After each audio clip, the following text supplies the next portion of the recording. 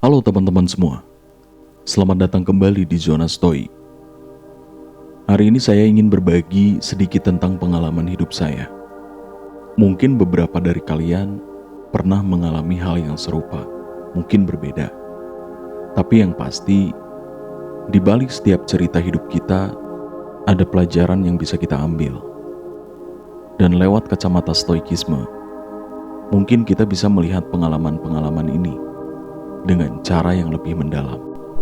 Jika kalian suka dengan video ini, alangkah baiknya bantu support dulu dengan subscribe, like, and share. Mari kita mulai.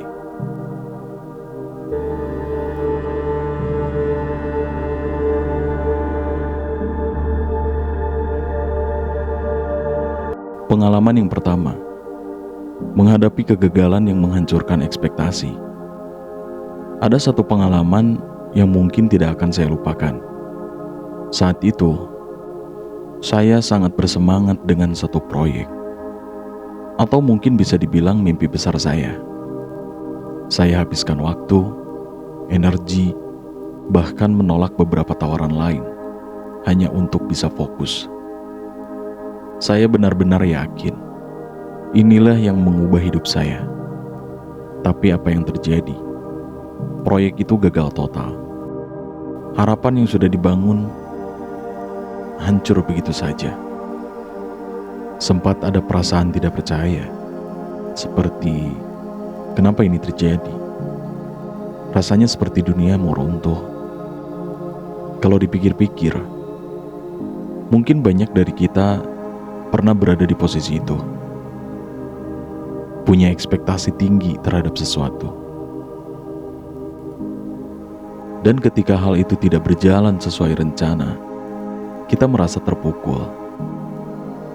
Menurut stoikisme, kegagalan ini sebenarnya adalah bagian dari hidup yang tidak bisa kita kontrol. Epictetus pernah berkata, hal-hal yang terjadi bukanlah masalahnya, tetapi cara kita bereaksi terhadapnya. Saat itu, saya belajar bahwa seringkali kita menaruh terlalu banyak beban pada hasil. Sementara hasil itu sendiri adalah sesuatu yang di luar kontrol kita. Yang bisa kita lakukan hanyalah berusaha semaksimal mungkin dan menerima apapun yang terjadi dengan lapang dada. Pengalaman yang kedua, fokus pada proses, bukan hasil. Setelah kegagalan itu, saya mulai memikirkan apa yang sebenarnya saya dapatkan dari perjalanan tersebut. Kalau saya jujur, bukan hasilnya yang paling berharga, tapi prosesnya. Setiap jam yang saya habiskan, setiap tantangan yang saya lewati, semua itu justru yang membentuk saya menjadi pribadi yang lebih kuat. Stoikisme mengajarkan kita untuk lebih fokus pada proses dan bukan terobsesi dengan hasil akhir. Karena sejatinya, proses adalah sesuatu yang ada dalam kontrol kita, sedangkan hasil hanyalah bonus buat kita. Pengalaman yang ketiga, menghadapi kritik dan penolakan. Selain kegagalan, ada juga saat-saat ketika kita harus berhadapan dengan kritik dan penolakan. Terutama saat kita mencoba melakukan sesuatu yang baru.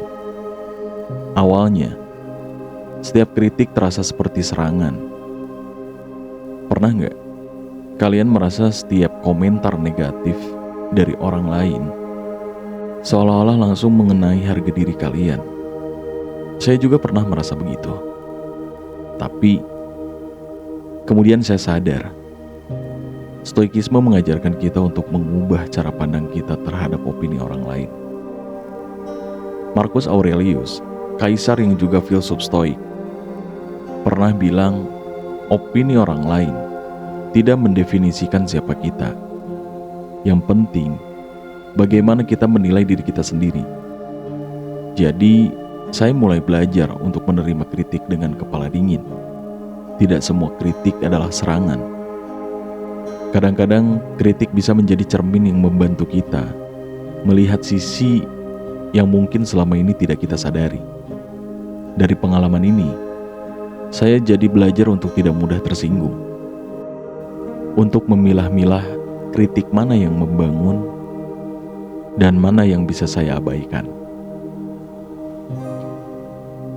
Pengalaman yang keempat yaitu mengendalikan reaksi dan tenang di tengah kekacauan. Di Stoikisme ada konsep yang dikenal dengan nama apatheia, yaitu keadaan di mana kita tidak lagi terpengaruh secara emosional oleh hal-hal yang ada di luar kendali kita. Saya mulai belajar bahwa ketika kita bisa mengendalikan reaksi kita, tidak mudah marah atau tersinggung, kita akan merasa jauh lebih tenang.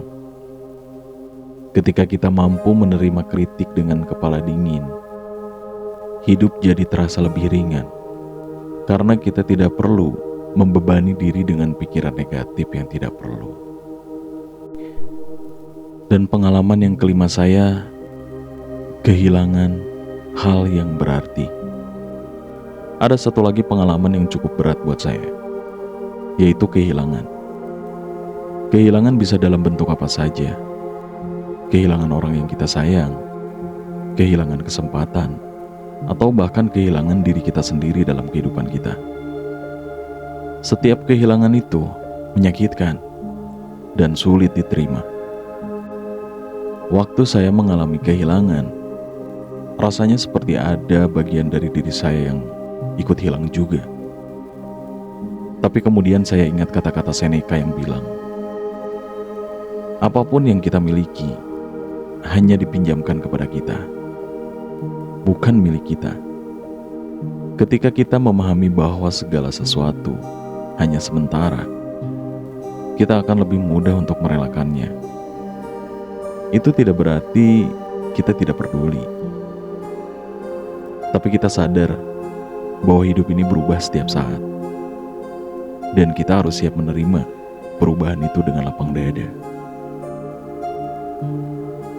Pengalaman yang keenam, menghargai setiap momen dan bersiap merelakan. Pelajaran besar dari Stoikisme tentang kehilangan adalah memento mori. Ingatlah bahwa kita dan segala sesuatu di sekitar kita akan berakhir suatu hari nanti. Bukannya ini membuat kita sedih, tapi justru membuat kita lebih menghargai setiap momen yang kita punya. Ketika kita sadar bahwa segala sesuatu tidak abadi, kita jadi lebih bisa menikmati kebersamaan, mensyukuri waktu, dan siap merelakan ketika waktunya tiba. Pengalaman yang ketujuh, menemukan kedamaian di tengah ketidakpastian. Pada akhirnya, dari semua pengalaman tadi, saya belajar untuk menerima ketidakpastian dalam hidup. Hidup ini penuh ketidakpastian, dan itu fakta yang seringkali sulit diterima. Stoikisme mengajarkan kita untuk menerima ketidakpastian dengan lapang dada dan melihatnya sebagai bagian dari kehidupan. Epictetus pernah mengatakan, jangan berdoa agar hidupmu berjalan sesuai keinginanmu, tapi berdoalah agar kamu punya kekuatan untuk menerima apa yang terjadi. Sebelum memahami ajaran Stoikisme, saya sering resah, gelisah akan masa depan, khawatir tentang hal-hal yang belum terjadi.